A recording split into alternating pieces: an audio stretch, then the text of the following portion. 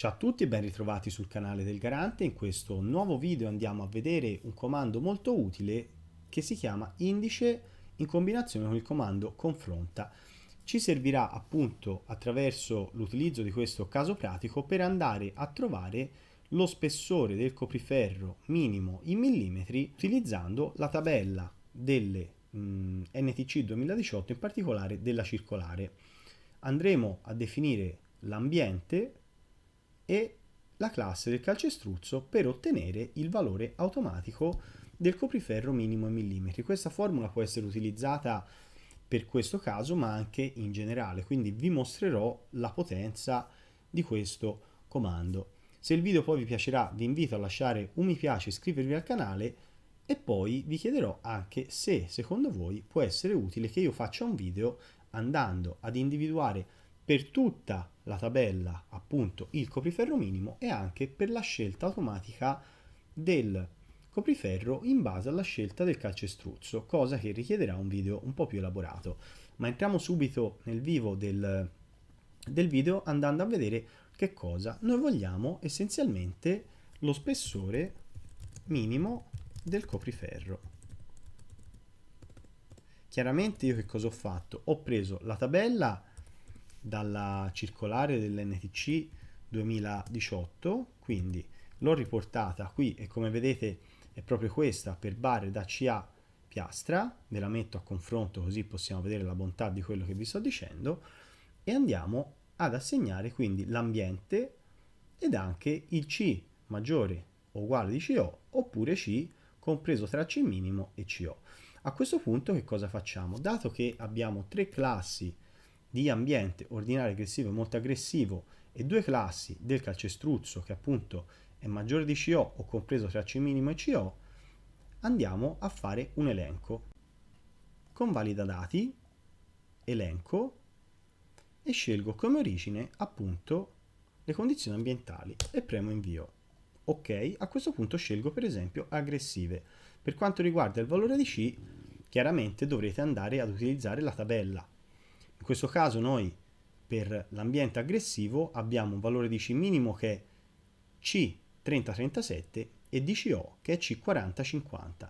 Se noi ad esempio andiamo a scegliere un calcestruzzo, poniamo caso C3545, ci troveremo quindi in questa fase in cui il valore di C che abbiamo scelto è minore di CO e è comunque maggiore di C minimo che era 3037.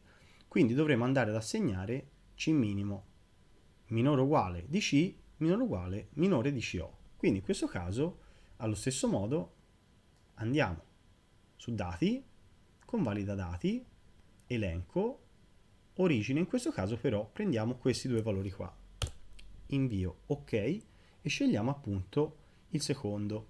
Ecco, adesso utilizziamo subito il comando che vi dicevo. Quindi digito indice,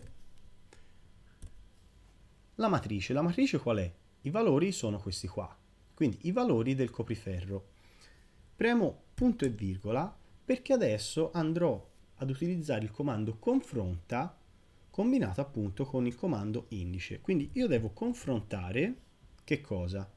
Devo confrontare il valore delle condizioni ambientali aggressive, punto e virgola, quali sono appunto i valori della matrice che devo confrontare, ordinarie, aggressive e molto aggressive. Quindi sono questi tre, punto e virgola, il valore come deve essere? Minore di, maggiore di o la corrispondenza esatta? Ecco, io voglio corrispondenza esatta, in questo caso premo 0.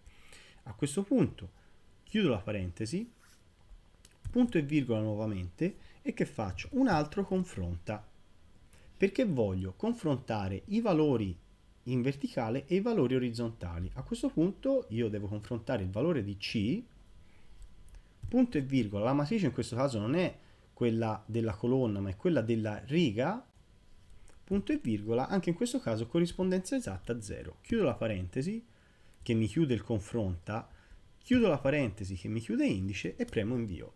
A questo punto vedete spessore minimo del copriferro 30. Bene, è giusto, non è giusto? Andiamo a vedere. Aggressive è 25 o 30. Se io scelgo C maggiore di C0 è 25, se scelgo quest'altra classe come ho scelto io è 30, quindi mi sta bene. Proviamo a cambiare per esempio la classe di C e come vedete è 25. Benissimo, facciamo quindi tutte le prove ordinarie, C maggiore di C0 15, l'altro C è 20, poi mettiamo molto aggressive e mettiamo il valore C maggiore di CO 35 e mettiamo l'altro valore 40. Ecco, in questo caso abbiamo fatto un esempio molto piccolo, molto semplice, ma questo può succedere anche se avete delle matrici molto più grosse oppure se avete un numero di righe e di colonne molto maggiore. Quindi direi che per questo video è tutto.